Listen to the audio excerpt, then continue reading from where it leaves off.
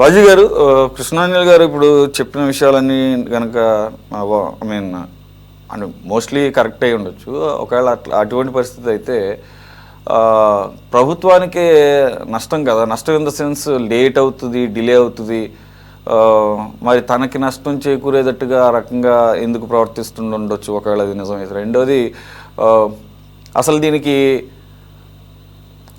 పరిష్కారం ఏంటి? Land acquisition already notification ఇచ్చామంటున్నారు, బట్ ఇప్పటికి కూడా అధికారులు మీరు దాన్ని పట్టించుకోవాల్సిన అవసరం లేదు, మీరు కావాలంటే పూలింగ్కి మీకు ఇప్పటికీ అవకాశం ఉందని చెప్పి చెప్తున్నారు.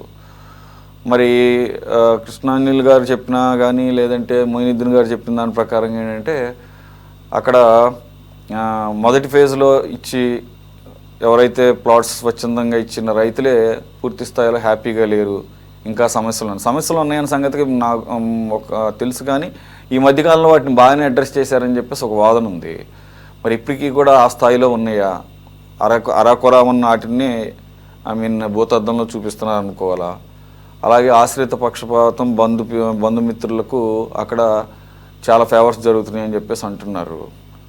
మరి ఇది ఎక్కడైనా కానీ ఏదో అవినీతి ఎలా అయితే సహజమైపోయిందో ఆ రకంగా చూడాలా, లేదంటే is it A serious matter to address? Sir Suresh గారు, ముందుగా మీకు ప్యానెల్లో ఉన్న మిత్రులకి, మన ఛానల్ వీక్షకులందరికీ కూడా అందరికీ నమస్కారం అండి.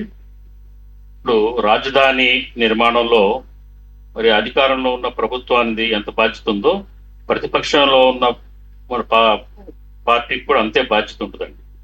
ఎందుకంటే కేవలం రాజధాని నిర్మించడం అనేది కేవలం అధికార పార్టీదే కాదు, ప్రతిపక్షం కూడా దానికి పాజిటివ్ గా స్పందించాల్సిన అవసరం ఖచ్చితంగా ఉంది.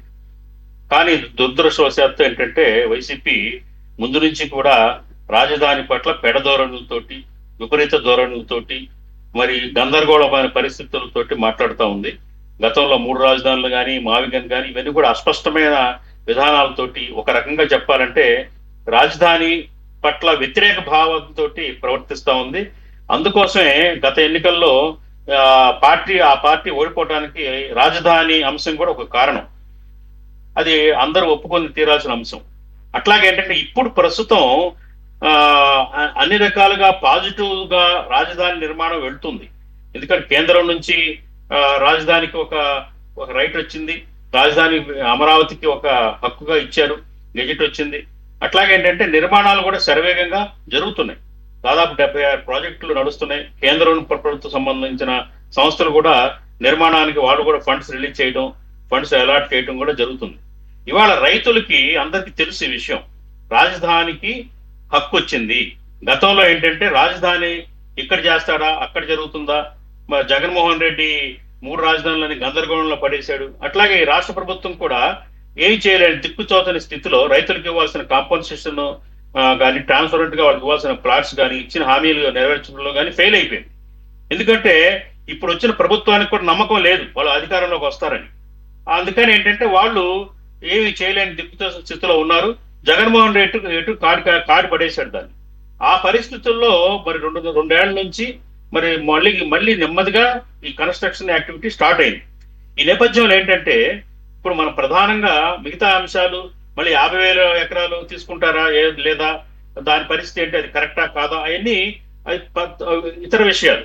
ఇప్పుడు ప్రధానంగా ఏంటంటే మనం మాట్లాడుకుంటుంది ఈ 200 ఎకరాలు ఏదైతే ఉందో రోడ్డుకు అడ్డంగా ఇవ్వకుండా ఆపి, ఏదో స్పీడ్ యాక్సెస్ రోడ్డుకి కానివ్వండి, ప్రధానమైన రోడ్లకు కానివ్వండి, పూర్తిగా నేరుగా వెళ్లకుండా వంకర టింకర్లుగా కట్టడానికి వీళ్ళు అడ్డుకొని ఇవ్వకుండా చిన్న చిన్న ముక్కలు, ఎకరం 2 ఎకరాలు చొప్పున 84 చోట్ల ఆపిన అంశం గురించి మాట్లాడుకుంటే కనుక దీని మీద ప్రభుత్వం మరి ఇందాక కృష్ణాంజలి గారు చెప్పినట్టుగా కూడా సానుకూల ధోరణితోటి కొన్ని డెసిషన్స్ తీసుకోవాల్సిన అవసరం ఉంది.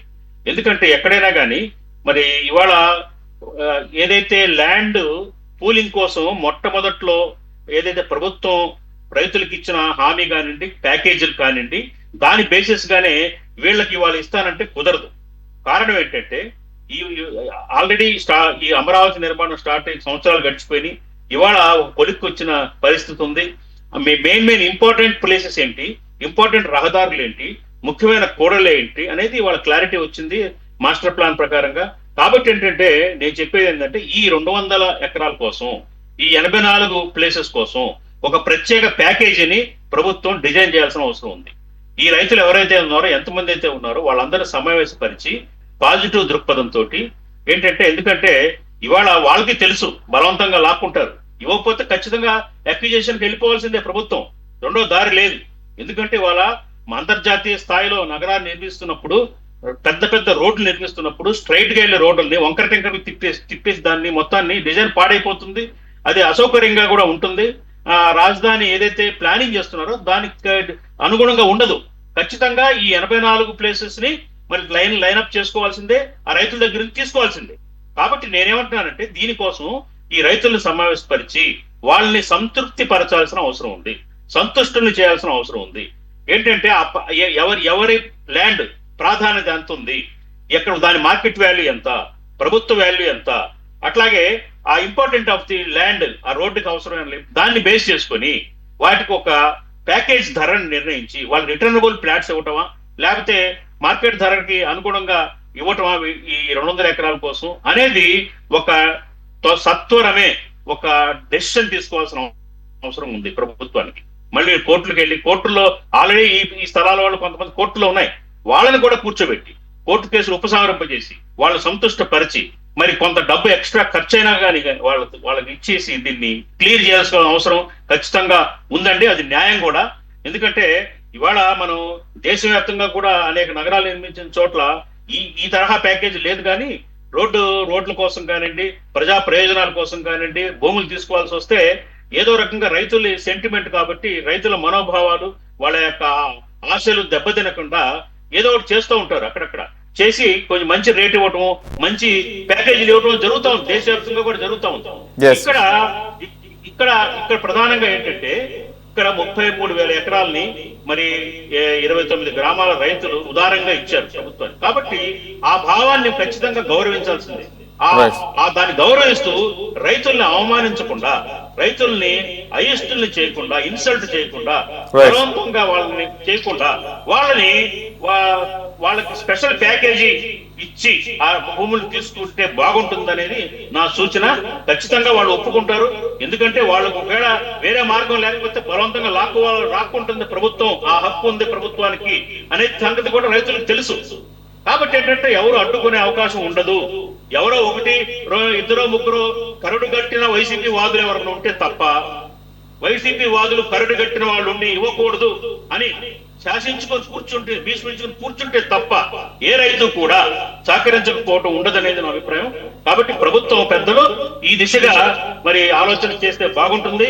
దానికి వేరే తక్కువ కాంపన్సేషన్ ఇచ్చిన రైతులు కూడా బాధపడరు. ఎందుకంటే ఇవాళ అభివృద్ధి జరగడమే ముఖ్యం కావాలి. ఆ రోడ్లు స్ట్రైట్ అయితే గానీ పూర్తిగా మరి పనులు జరగడానికి అవకాశం ఉండదు. ఒక పద్ధతిగా రాజధాని నిర్మాణానికి అనుకూలంగా వాతావరణం ఏర్పడదు. కాబట్టి ఎవరు ఏమనుకున్నా గానీ, ఎవరు ఇతర రైతులు ఏమని అనుకుంటారనే ఆ రకమైన ఆలోచనకి వెళ్ళకుండా ఈ ఎంతమంది అయితే రైతులు ఉన్నారో వీళ్ళకి మాత్రం ప్రత్యేకంగా చూడాలి, ప్రత్యేకమైన కాంపన్సేషన్ ఇవ్వాలి, వాళ్ళకి ప్రత్యేక ధర ఇవ్వాలి. అట్లాగే ఆ ఇంపార్టెన్స్ ని బట్టి, ఆ రోడ్డు వాళ్ళ స్థలం ఎక్కడ ఉందనే ఇంపార్టెన్స్ ని బట్టి, జనరల్ గా మనం ఏదైనా స్థలం కొనాలని మనం కామన్ పర్సన్ గా వెళ్ళి కొన్నప్పుడు మెయిన్ రోడ్ పక్కనే ఉంటే ఎక్కువ ధర కొంటాం. ఆబ్వియస్లీ మెయిన్ రోడ్ పక్కన ఉంటే ఎక్కువ ధర కొంటాం. అట్లాగే మార్కెట్ పక్కనే ఉందనుకోండి, వాల్యూ పెరుగుతుందని, గజం 1,00,000 2 లక్షలు వెళ్ళిపోతుందని ఎక్కువ పెట్టి కొంటాం సహజంగానే. సిమిలర్ గా ఈ ఏదైతే 84 ఐటమ్స్ ని ఆ రకంగా చూడాలి, ఆ రకమైన దృక్పథంతోనే వాటిని మరి పూలింగ్ రూపంగానే చేయాలి. అక్విజిషన్ దాకా వెళ్ళకుండా పూలింగ్ ధోరణితోనే తీసుకొని కొంత స్పెషల్ ప్యాకేజ్ ఇవ్వాలనేది నా ఉద్దేశం. సురేష్ గారు.